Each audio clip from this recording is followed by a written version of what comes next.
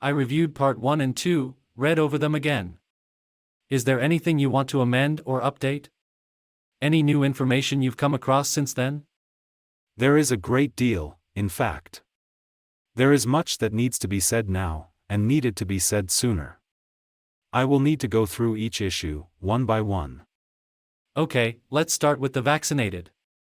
You said they were all intended to die by 2030, to be passed on to the next life where they were to serve, essentially, the Cabal, Satan and the dark entities in this astral plane. Is that a good summary, and is there anything to amend?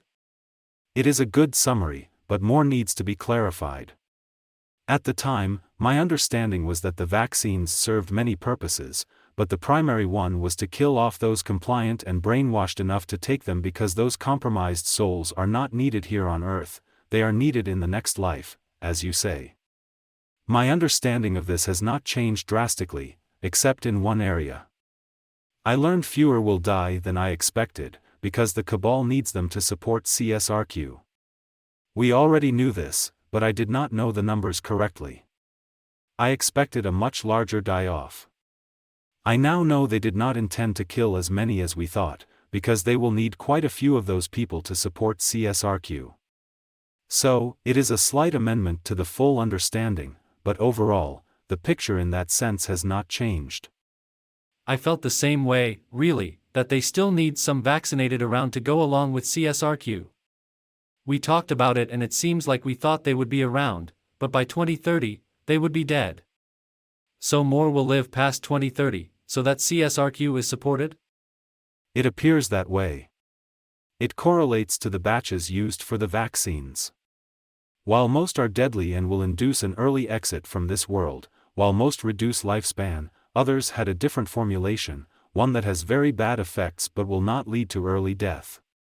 Those formulations are for those who will be dutiful servants of the Cabal in the future, who will enthusiastically support CSRQ and by virtue of that, push the non-compliant into compliance. Okay, that makes sense. I already had that in my mind, that's how this would go about.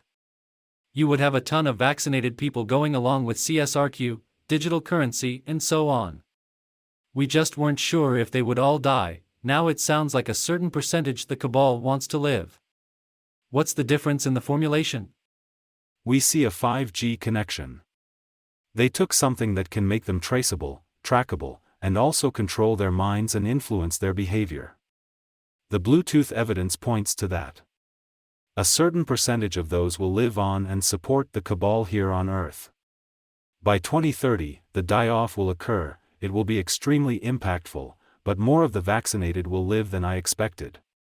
Okay, now, what about this idea they want to keep the non-vaccinated alive, and installed into this metaverse they want to create? Do you have any new info on that or updates? Not drastically. The plan is in place for this. They do not want to kill the non-vaccinated or non-compliant. They want them alive, but fully integrated into CSRQ.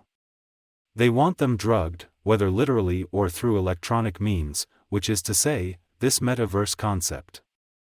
So, this is a very big transition that will take place, Bill, whereby you have the holdouts, the resistance, the non-vaccinated, who generally mistrust government and health officials, and the Cabal is expecting them to be fully integrated into CSRQ.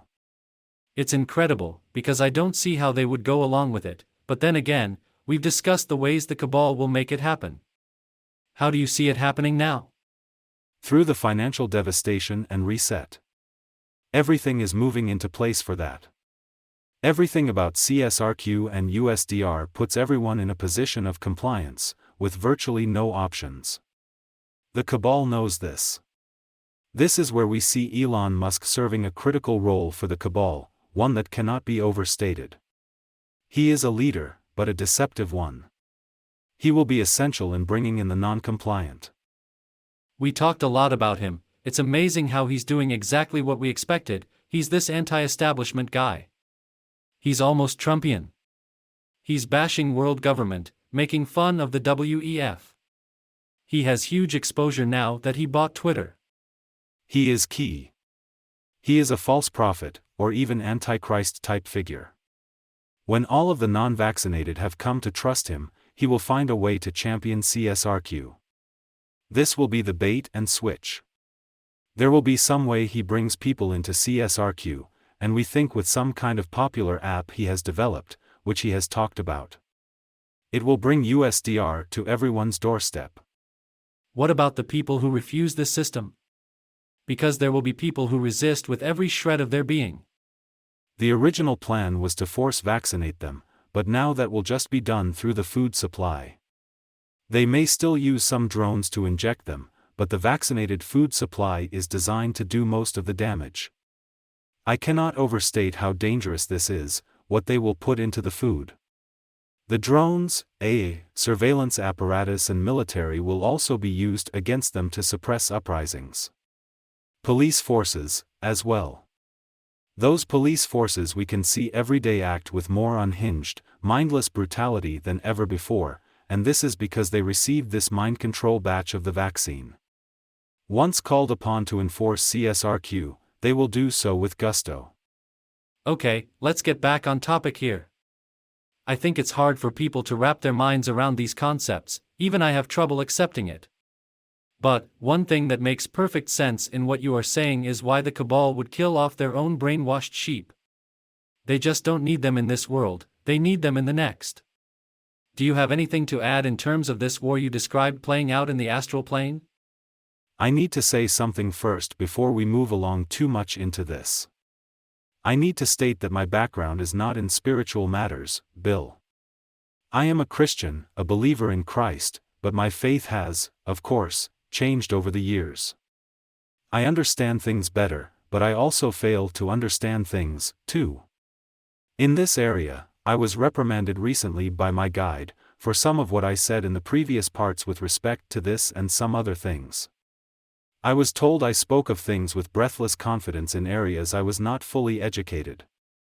She said I made some errors, and she corrected me. She also said I was wrong to wait this long to have us release this intel drop, so we are doing it now with some urgency. Is there something she wants corrected? Addressed? Changed from your previous statements? She wanted the covenant explained better, this agreement. She said I did not explain it right. So, I am going to explain it now how she explained it to me. Over 2,000 years ago, God reached an agreement with Satan, that Satan should not do certain things to compromise souls while on this earth.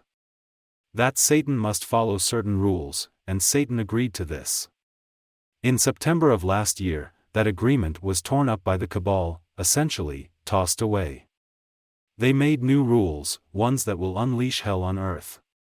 What I was told, where I was wrong, is the idea that God could somehow be in a position to lose this battle. That I implied this. They said God is not allowing it, or agreeing to it, and that God is angered by what the cabal is doing. This is where I asked some questions. I asked about my colleagues, the ones feeding me this line, that the US government will not go along with CSRQ. I asked if this was part of God's plan, if there will be a true resistance to this. Sadly, they confirmed, no, such is the opposite. They confirmed what I already suspected about my colleagues, my friends. They said, in fact, the US is the greatest source of evil on earth. Then I asked, how is God going to fight this?